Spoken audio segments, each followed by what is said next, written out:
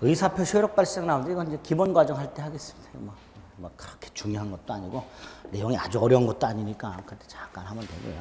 이제 지금 봐야 될 게 대리입니다. 대리. 봐야 될 게. 대리라는 말을 많이 들어보셨죠? 1588, 1588. 네? 앞뒤가 똑같은데 뭐. 그거 말하는 거 아니죠. 또 회사 일반 사원으로 들었다 한 3년 지나면 대리로 승진하죠? 그것도 아닙니다. 여기서 말하는 대리는 또 전혀 다른 거예요. 근데 이 대리가 양도 많고 내용도 어렵고 문제도 기본이 두 문제야. 아주 기본이 두 문제고 보통 한 세 문제까지 나오는데 굉장히 어렵습니다. 굉장히 어려운데 일단은 대리를 공부를 하시되 너무 내가 어렵다고 생각되는 부분들 이런 부분들은 첫날 말씀드렸지만 맞추겠다고 생각하지 마시고요.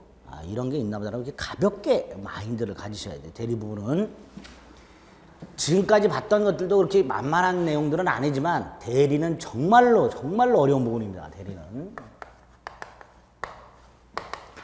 자, 일단 미리 여러분에게 겁을 팍 드려야 어렵다 소리가 안 나오세요. 이거 한번 따지고 그러면요. 이렇게 어려운 거 가지고 뭐 대리 갖고 막 우세요. 징징징징 우세요. 대리는 원래 어려운 파트니까 그냥 그러려니 하고 접근하자 이렇게 편하게 일단 생각하세요. 시험 문제 나오는 것들은 제가 나중에 이제 시험에 임박해서 이렇게 다 맞출 수 있도록 다 해드립니다. 맞출 수 있도록 해드리는데 어렵다고 해서 너무 힘겨워하지 마세요. 대리는 일단 내용이 크게 네 덩어리가 있습니다. 첫째가 대리 일반론이라고 해서요. 대리의 기초, 대리의 가장 기본적인 내용들이 들어있는 파트예요. 첫 번째 덩어리입니다. 대리제도가 뭐고 왜 필요할까? 대리제도라는 거. 대리제도의 기능이라고 합니다. 대리의 유형이 있어요. 종류라고 해서 이런 대리, 이런 대리, 이런 대리, 이런 대리 이런 것들이 있어요. 구별해야 될 놈이 하나 있고요. 그 다음에 이 대리는 대리인을 통해서 법률 행위를 하는데요. 계약을 하는 건데 대리인이 대한민국에 존재하는 모든 계약을 다 대리할 수 있는 건 아니고요. 못하는 게 있어요. 그래서 대리인을 통해서 할 수 있는 행위와 할 수 없는 행위를 먼저 구별을 좀 하실 필요가 있고요. 나중에 대리인을 통해서 법률을 행하게 되면 우리가 막장 드라마에서 보는 삼각관계가 성립해요. 근데 이제 법에서는 삼각관계라고 하지 않고 삼면관계라는 말을 씁니다. 이렇게 대리 일반론, 대리의 기초와 관련해서는 이렇게 한 6덩어리 정도가 여러분들이 개념을 좀 잡으셔야 되는데 오늘은 두 가지만 좀 생각을 해볼 거예요. 그리고 요거 하나 좀 생각해 볼 겁니다. 그리고 요거는 이제 뼈대만 잡을 거예요. 요게 이제 대리 일반론, 대리 기초. 두 번째는 이제 요게 세분화가 돼요. 요게 세분화가 돼서 삼면관계가 나와요. 크게 세 덩어리가 나옵니다. 본인과 대리인 사이의 관계가 하나 나오고요. 대리인과 상대방 사이의 관계가 하나 나오고요.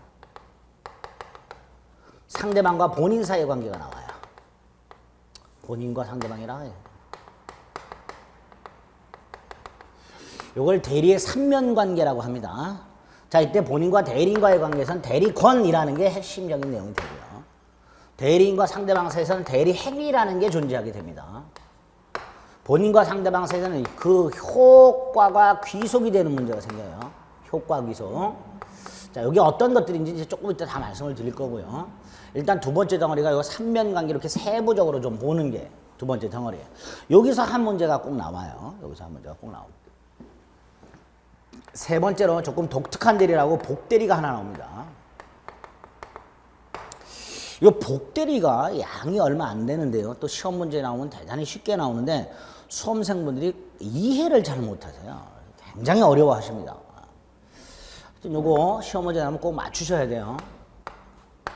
무권대리라는 게 나와요. 복대리하고 무권대리 양을 따져보면 무권대리가 복대리 한 10배 정도 돼요. 양이. 예? 문제가 나오면 이게 겁나게 쉽게 나와요. 이거는 그렇게 쉽게 안 나와요. 여기서 한 문제가 나온단 말이죠. 찍어야 된단 말이지, 이거는.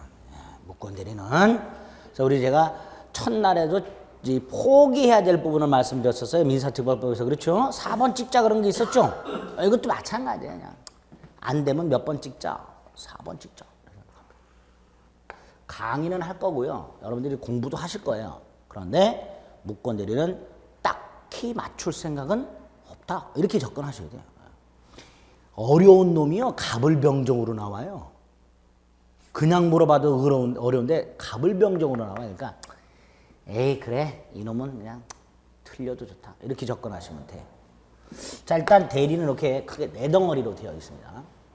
그 중에 먼저 대리 일반론과 관련해서 첫 번째 대리 일반론. 대리의 뜻. 이걸 한번 생각을 해봅니다. 우리가 법률 행위를 해서 그 효과가 귀속되는 과정을 한번 생각해 봅니다. 갑이 공인중개사 공부를 할 생각을 해요. 그러면 학원을 다녀야 되겠다라고 마음을 먹고 어느 학원을 다닐까 고민하고 학원을 몇 군데 다니면서 상담을 해보고 아, 이 학원이 괜찮다. 여기를 다녀야 되겠다라고 자신의 생각을 결정을 합니다. 그렇죠? 자, 어느 학원을 다닐지 갑이 결정을 해요.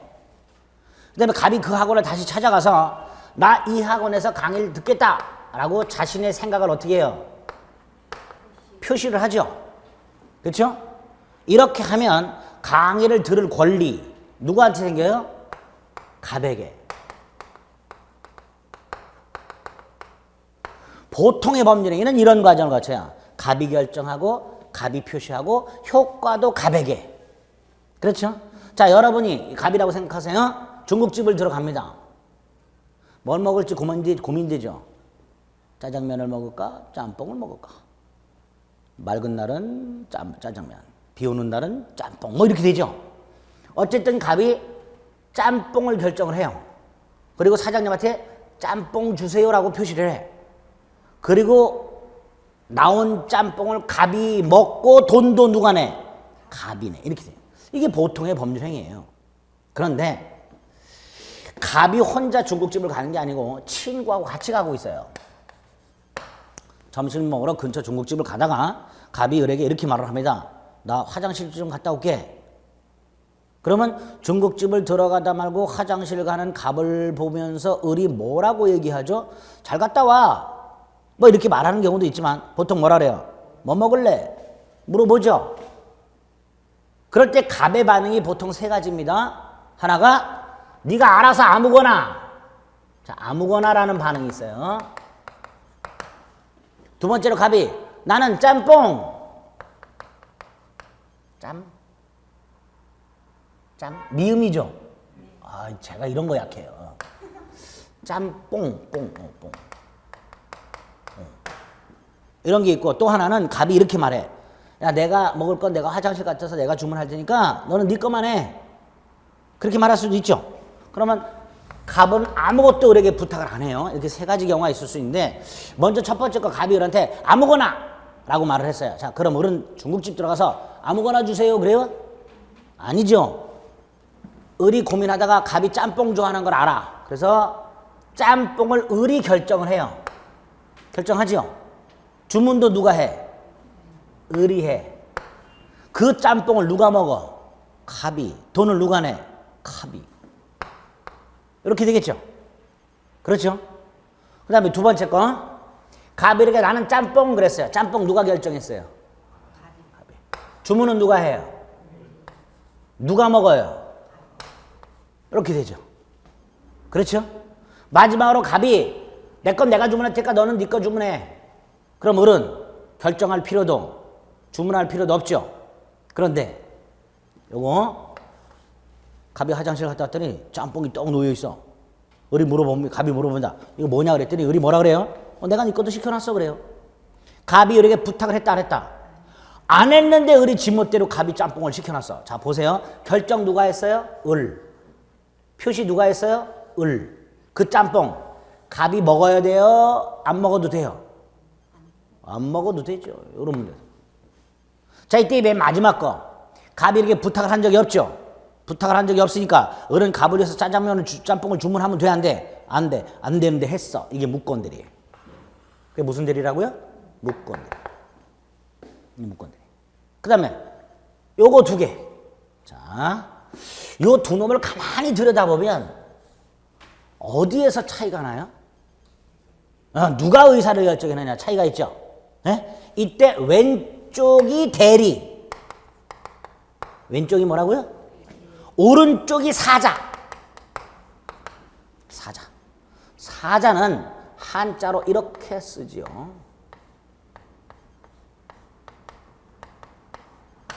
순수 한글로는 심부름꾼 이렇게 돼요. 영어로는 라이온 이렇게 되죠. 또 쓰는 분이 있어 라이온이라고? 그러지 마세요. 라이온 아니죠. 자, 그러면 잘 보면 대리는 이런 거예요. 대리는 자 이거 갖고 대리의 뜻을 말씀해 보세요. 의사를 결정을 하고 표시 행위를 하는 자, 을이죠. 그 의사를 결정하고 표시 행위를 하는 자와 그에 따른 효과가 귀속되는 자가 달라지는 제도 이렇게 되겠죠. 그게 대리의 뜻이 되는 거예요. 그리고 이 의사를 결정하고 표시 행위하는 거를 한마디로 뭐라 그래요? 법률 행위. 그래서 대리란 의사를 결정하고 표시 행위하는 자, 즉 법률 행위하는 자와 그에 따른 효과가 귀속되는 자가 달라지는 제도고, 사자는 의사는 누가 결정하고 본인이 결정하고 표시만 대신, 이걸 표시기관으로서의 사자 이렇게 얘기를 해요. 뭐라고 한다고요? 표시기관으로서의 사자 이렇게 돼요. 그런데 요 두 놈, 이것도 마찬가지고요. 중국집 사장님 입장에서 갑이 을에게 부탁을 어떻게 했든, 아무거나라고 부탁을 했든 짬뽕을 주문해달라고 부탁을 했든 부탁을 안 했든 을이 중국집 사장님에게 짬뽕 주세요라고 말을 했을 때 중국집 사장님은 요 놈이 요건지 구별이 돼야 안 돼요? 안 되지요. 그래서 우리는 지금까지 구별을 안 해왔어요. 구별을 못 해왔어요. 구별할 필요도 없었고요. 그런데 오늘 이 순간부터 구별합니다. 오늘 이 순간부터. 네? 대리, 사자, 무건대리. 구별되지요? 짬뽕 하나로 다 해결돼요, 대리는. 네? 이렇게 대리의 뜻과 구별 개념인 사자하고 좀 구별해 주시면 돼요. 가장 결정적으로. 그래서 대리와 사자의 가장 큰 차이점, 의사결정을 누가 하느냐, 이거 갖고 구별하시면 됩니다. 됐죠? 여러분들 많이 해보셨죠, 이런 거? 친구들하고 밥 먹으러 들어가다가 네? 여러분이 갑의 입장의 경우도 있었고 여러분이 을의 입장의 경우도 있었어요. 그거 생각하시면 됩니다. 자, 의가 있었고요. 구별 지금 한 거고요. 요 사자하고. 그 다음에 이제 대리제도의 기능이라고 해서 대리제도가 왜 필요할까? 두 가지가 있어요. 하나가 이 갑이 만약에 미성년자예요. 미성년자, 즉 제한능력자는 단독으로 계약할 수 있다 없다? 없으니까 부모가 보충해줘야 되죠. 그걸 사적자치의 보충 이렇게 불러요. 부모 같은 법정 대리인이 주로 그 기능을 담당합니다. 또 하나는 갑이 을에게 부탁을 하면 을은 갑의 부탁을 받고 행위를 할 것이고요. 을이 갑을 위해서 행위하고 있을 때 이 갑은 다른 거 할 수 있죠. 동시간대에 갑이 할 수 있는 일의 범위가 넓어져요. 그렇죠? 이걸 사적자치의 확장 이렇게 불러요. 대리제도가 왜 필요할까? 이걸 대리제도의 기능이라고 하는데 크게 두 가지 기능이 있다. 사적자치의 보충과 사적자치의 확장. 보충 기능을 주로 담당하는 게 법정대리고요.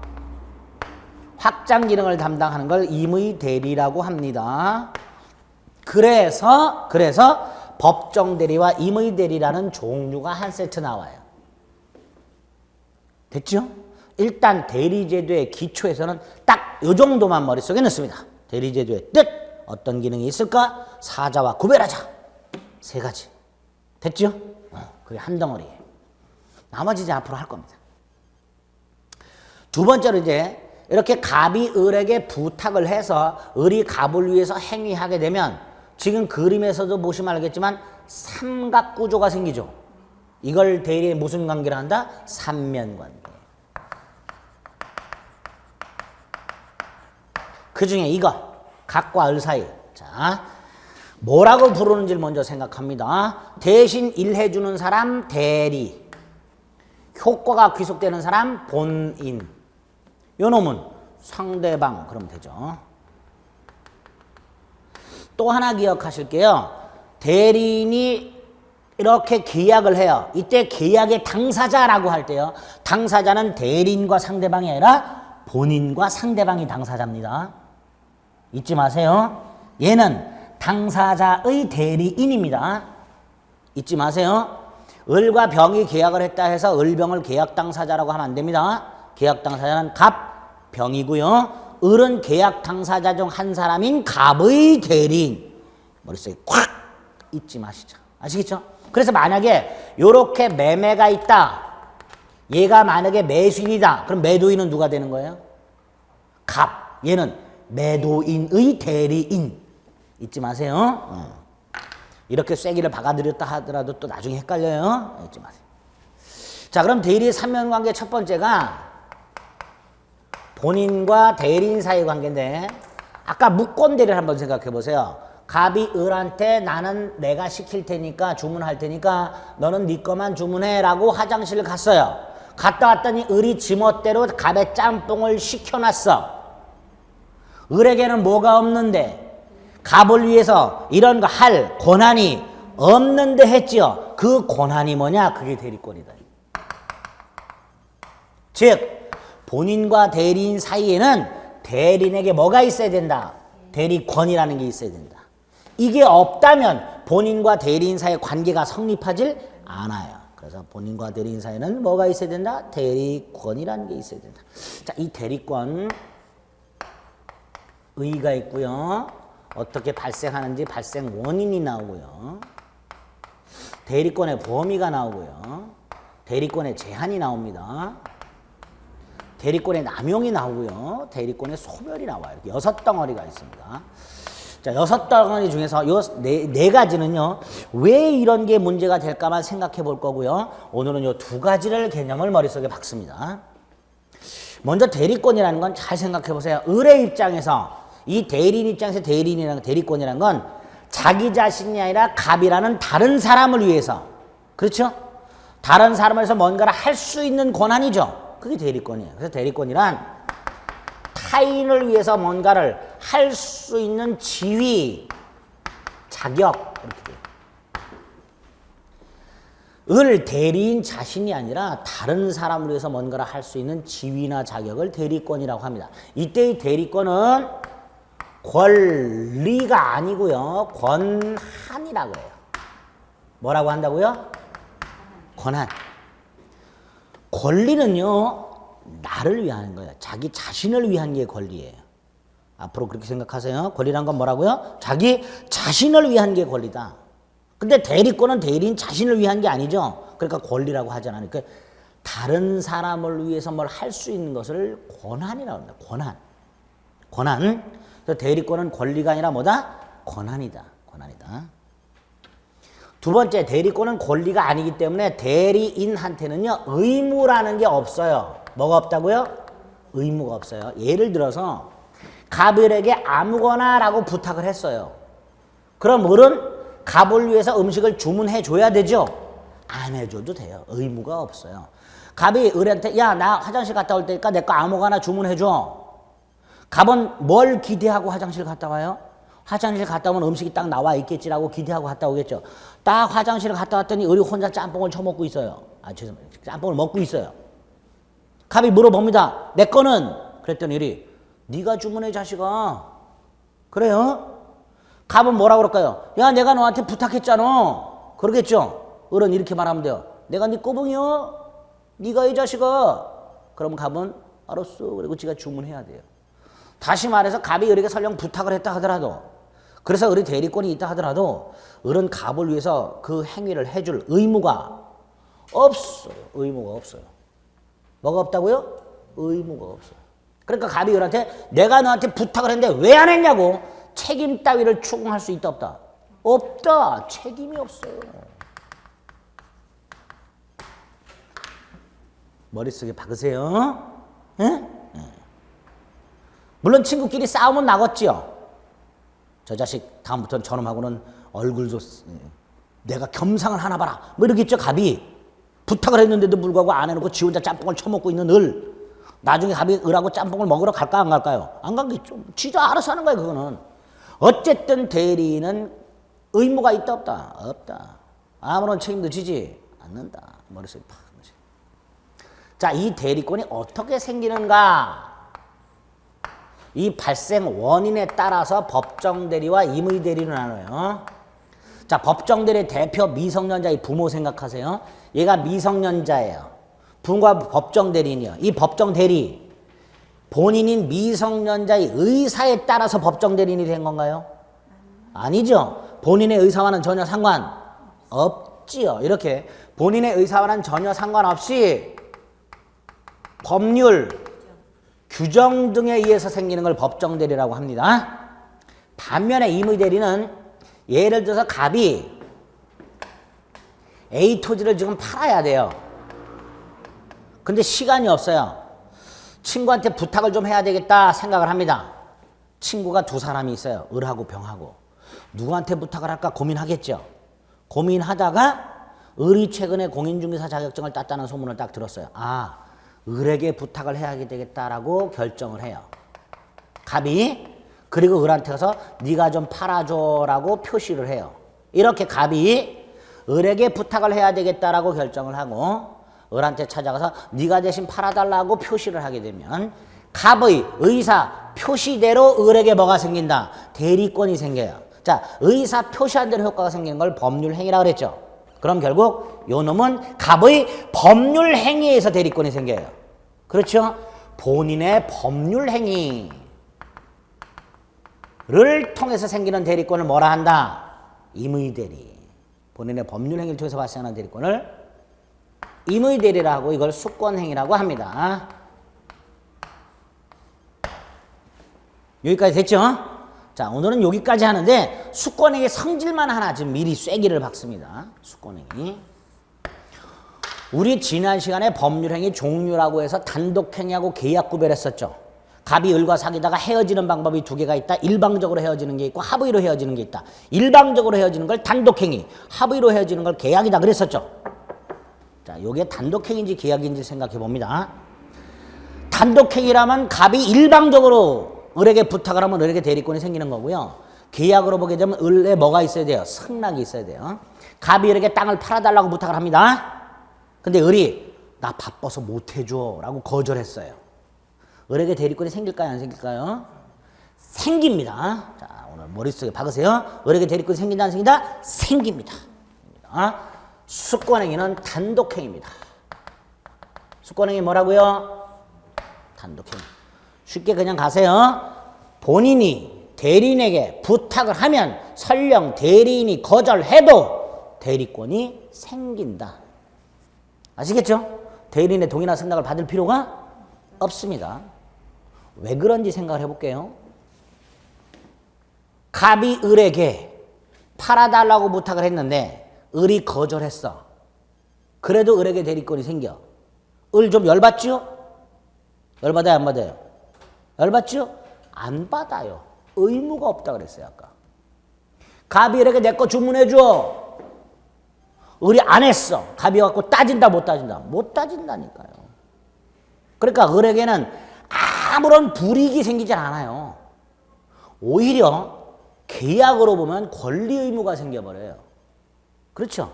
그래서 수권행위는 계약이 아니라 뭐다? 단독행위다. 계약이 아니라 뭐라고요? 단독행위. 대리인이 거절해도 대리권이 생긴다. 아시겠죠? 이렇게 딱 3명관계선 대리권에서 이 정도만 기억하시고요. 나머지는 왜 문제되는지 보겠습니다. 범위 한번 생각해 볼까요? 갑이 아까 아무거나라고 했어. 아무거나. 자, 을은 들어가고 중국집 메뉴판을 처음부터 끝까지 뒤집니다. 아무리 뒤져도 아무거나는 없어요. 그렇죠? 그럼 이 아무거나라는 것은 그 뜻이 아무거나라는 음식을 주문해 달라는 게 아니라 그 중국집에서 만드는 음식 어느 것이든지 라는 의미죠. 그렇죠? 그렇게 얘가 해석을 했어. 을이. 해석을 했고 주문을 했어. 갑이 화장실 갔다 왔어. 을은 짬뽕을 먹고 있는데 맞은편에 샥스핀이 떡 놓여 있어. 을이 물어봅니다. 이 샥스핌이 뭐냐 그랬더니 갑이 너 먹을 거 주문한 거야 이렇게 얘기해요. 갑, 을한테 얌마 이걸 시켜놓으면 어떻게 라고 따질 수 있다 없다? 없다. 그러니까 갑이 을에게 아무거나라고 부탁을 했을 때 이 아무거나의 범위가 과연 샥스피까지도 포함되는지 안 되는지 다툼이 생겨요. 다툼이 생기겠죠. 그래서 대리권의 범위의 문제가 나와요. 어디까지 할 수 있느냐. 아무거나라는 부탁을 받았을 때 샥스피까지. 샥스피보다 더 비싼 게 뭐가 있죠? 제비집 구이는 제비입니다. 제비집, 제비집. 제일 비싼 거. 제일 비싸죠, 제비집? 그게 제일 비싸다 그러죠? 그 제비집이 왜 있어요? 제비가 해초를 먹고 그 해초 가지고 만든 거예요. 그 제비똥이 아니고 영양덩어리. 그것도 절벽에. 그거 하나 따라 사람이 목숨 걸고 올라간대요. 중국 사람들이. 그래서 비싸대요. 맛있어서 비싼 게 아니라 희귀해서. 다이아몬드가 왜 비싸요? 희소해서 비싸죠. 개똥. 흔하니까 안 비싼 거예요. 그렇지? 뭐 얘기에다가 개똥까지 갔나? 맞아. 다시 한 번. 아무거나라고 부탁을 했을 때 샥스핀이나 제비집, 탕 같은 걸 주문할 범위가 되냐 말이지. 이 문제가 생기는 거예요. 그렇죠. 그래서 제한의 문제가 나와요. 갑이 을에게 아무거나라고 부탁을 하면서 제한을 닦아요. 단 요리부는 제외. 식사부에 있는 것만. 중국식 딱 가면 메뉴판이 3단으로 돼 있죠. 식사부, 요리부, 주류 이렇게 돼 있죠. 그 중에 요리부와 주류는 제외하고 라고 제한을 가하는 거예요. 그게 대리권 제한의 문제예요. 당연히 문제 되겠죠. 자, 5번째 남용. 갑이 을하고 중국집을 들어가는데 갑이 아무거나라고 부탁을 했는데 공교롭게도 이 사장님이 을의 삼촌이에요. 을의 삼촌이 운영하는 중국집이야. 을이 딱 들어왔고 지는 짬뽕을 하나 딱 시키고 갑을 위해서는 짜장면을 10그릇을 딱 주문했어. 누구를 위해서? 누구 매출 올려주려고? 그럼 얘는 갑이 아닌 누구를 위해서 행동한 거야? 을은 누구의 대리인인데? 갑. 이런 을의 짓거리를 남용한다라고 말을 해요. 대리인이 본인이 아니라 제3자 이익을 도모하기 위해서 대리 행위를 하는 경우 이런 걸 뭐라 한다? 대리권 남용. 이런 것들이 문제가 될 수 있는 거예요. 당연히. 그렇죠? 짬뽕 하나 갖고 해결 다 된다 그랬어요. 제가 아까 대리는. 그럼 마지막으로 대리권은 언제 소멸하느냐 이런 문제가 이제 나오게 되는 거예요. 발생했으니까 소멸해야죠. 여기 딱 이렇게 6개가 대리권에서 여러분들이 보셔야 될 내용들이고요. 이 3가지는 어려우니까 나중에 하고 오늘은 대리권의 뜻과 어떻게 발생하는지 그리고 임의 대리권을 발생시키는 습권행위의 성질 여기까지만 쫙 머릿속에 넣습니다. 됐죠? 이게 3면관계 첫 번째. 이런 게 문제 되는구나. 내가 단순히 친구한테 아무거나 주문해달라고 부탁을 했지만 이렇게 심오한 문제가 생길 수 있겠구나. 예? 화장실 갔다 왔는데 친구놈이 샥스피를 시켜놓으면 나는 그걸 먹어야 되는구나. 친구한테 따지질 못하는구나. 그래서 미리 부탁할 때 태클을 걸어놔야 되는구나. 아무거나 그러면서 뭘 박아놔야 돼. 요리부는 제외 이렇게 쐐기를 딱 박아. 10,000원 넘는 건 제외 뭐 이런 식으로. 아시겠죠? 그런 거 안 해놓고 친구가 막 한 10만 원짜리 딱 시켜놔서 그럼 나는 먹고 10만 원 내야 되고 그래. 법적으로. 예? 왜? 대리는 아무런 책임을 지지 않으니까. 두 번째가 대리인과 상대방 사이의 관계예요. 자, 이것도 아까 봤던 거예요. 갑이 을에게 아무거나라고 부탁을 했어. 그런데 갔다 왔더니 을이 지 혼자만 처먹고 있어. 갑이 물어봅니다. 내 거는? 그랬더니 을이 주문 안 했는데? 네 건 네가 시켜? 자, 을이라는 놈이 분명히 대리인이지만 갑을 위해서 주문을 했다 안 했다? 안 했지요. 그럼 갑은 부탁한 게 의미가 없어졌죠. 대리 행위가 없는 거예요. 그러니까 대리인의 행위에 의해서 갑에게 효과가 계속이 되려면 대리는 뭐를 해줘야 돼요? 이 행위를 해줘야 돼요. 누구하고? 상대방하고. 이걸 뭐라 한다? 대리 행위.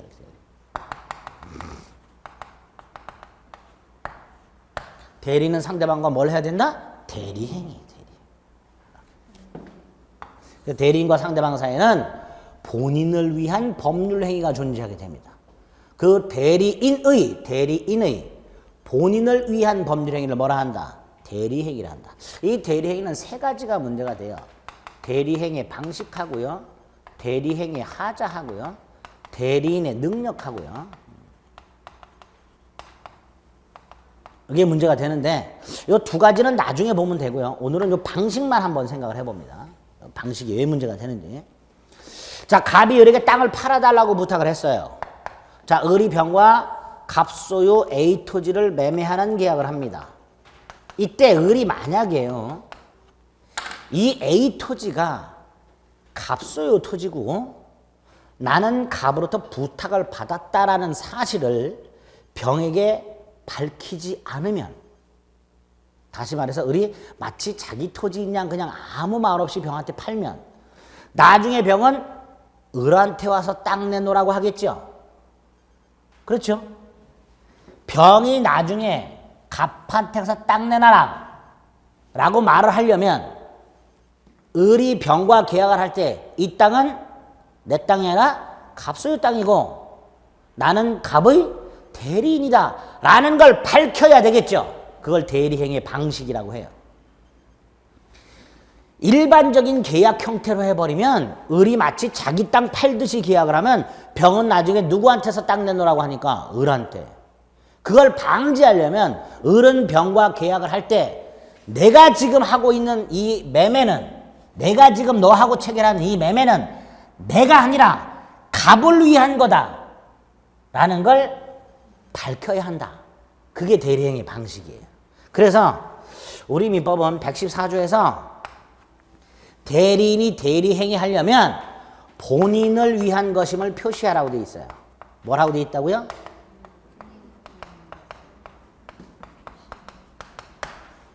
본인을 위한 것임을 표시하라 이렇게 되어 있어요. 이 본인을 위한 것임을 표시하라를 줄여서 대리의사 표시라고 하고요. 조금 더 짧게는 현명이라고 합니다. 드러날 현자, 이름 명자. 본인의 이름을 표시해라 이런 뜻이에요. 이걸 해야 대리행위가 된다 이런 뜻이에요. 그럼 다시 한번요. 갑이 을에게 A 토지를 팔아달라고 부탁을 해서 을이 병과 A 토지를 팔면서 이 땅은 갑소유 땅임을 밝혔어요. 현명했죠?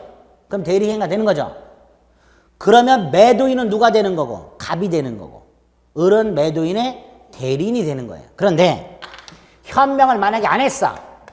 그럼 대리행위가 아니야. 그럼 누구 행위야? 대리인 자신의 행위예요. 그러면 갑소유 땅을 팔고 있는 을이 갑을 위한 것임을 표시를 안 했어. 그럼 이건 대리행위가 아니니까 누구 행위가 되는 거예요? 을. 그럼 매도인이 누가 되는 거예요? 을. 얘가 매도인이 되는 거예요. 얘가 매도인. 무슨 말인지 아시겠죠? 현명하면 얘가 매도인이고 얘는 대리인이고, 현명을 안 하면 매도인은 누구다? 을이다. 근데 을은 자기 땅이에요? 갑소유 땅이에요? 갑소유 땅.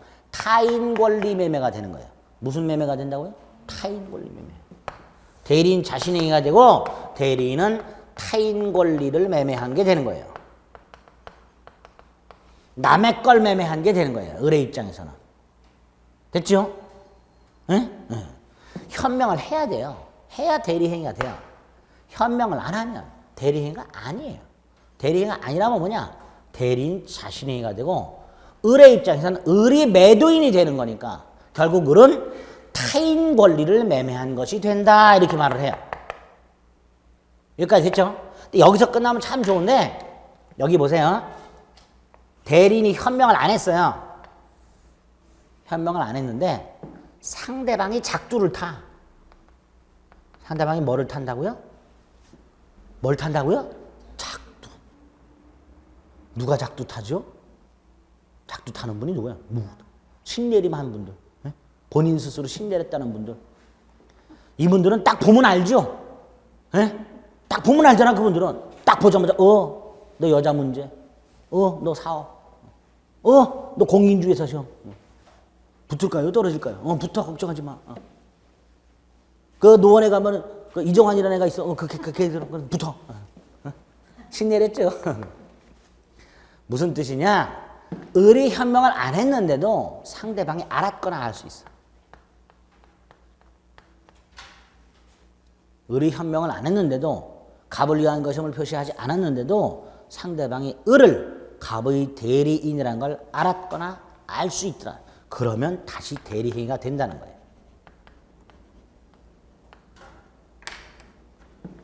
요게 114조고요. 요게 115조예요. 우리 민법. 이런 경우는 어떨 때 그럴까요? 계속적 거래관계.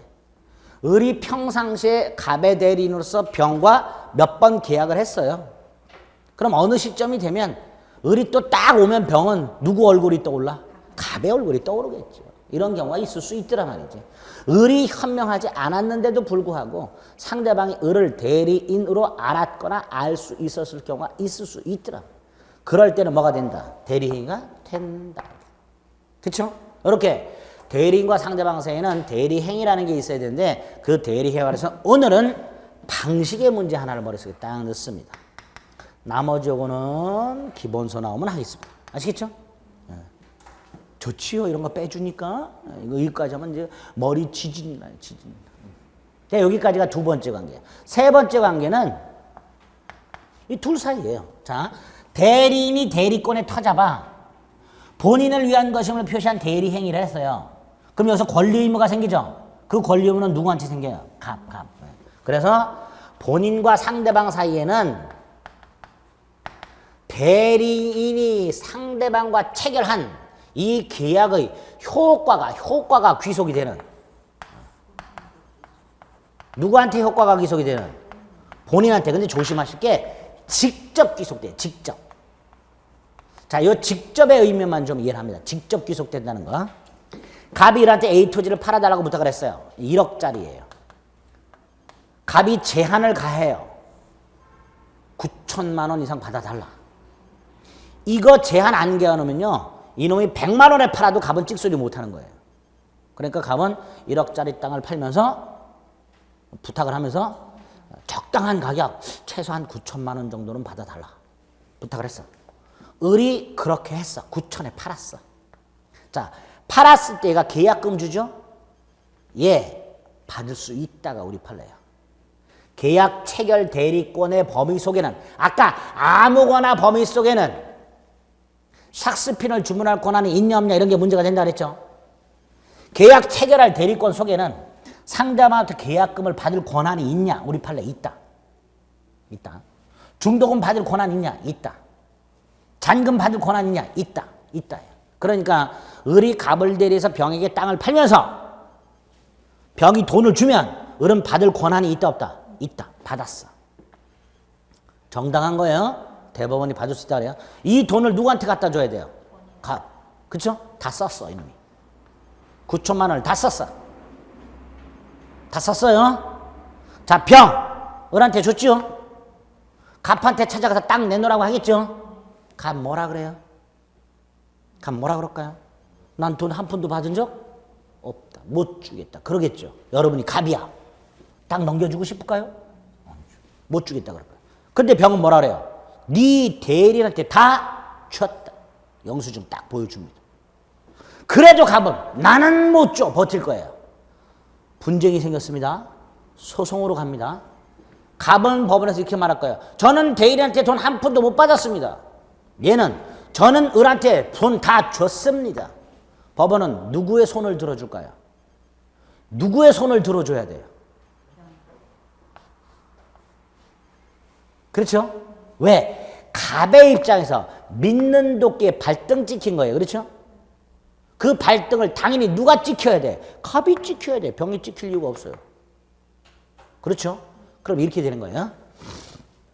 을이 병과 계약을 하면 직접 누가 한 거고 갑이 한 거하고 똑같고, 을이 계약금, 중도금, 잔금을 받았다. 직접 누가 받은 거하고 똑같다. 갑이 받은 거하고 똑같다. 그러니까 을이 받은 돈을 갑에게 갖다 줘야만 효력이 생기는 게 아니라 을이 받으면 직접 효과가 누구한테 생긴다? 카백에. 그래서 효과가 그냥 기속이 아니라 직접 기속된다. 이 머릿속에 이해하시면 돼요. 아시겠죠? 네, 여기까지가 대리의 삼면관계의 기본적인 뼈대가 되는 내용들입니다. 자, 기본적인까지 본 거 여기까지. 이제 조금 까다로운 2개 남았어요. 이거 까다롭기 때문에 조금 줬다가 요거 개념만 잡을 겁니다. 아시겠죠? 대리 그렇게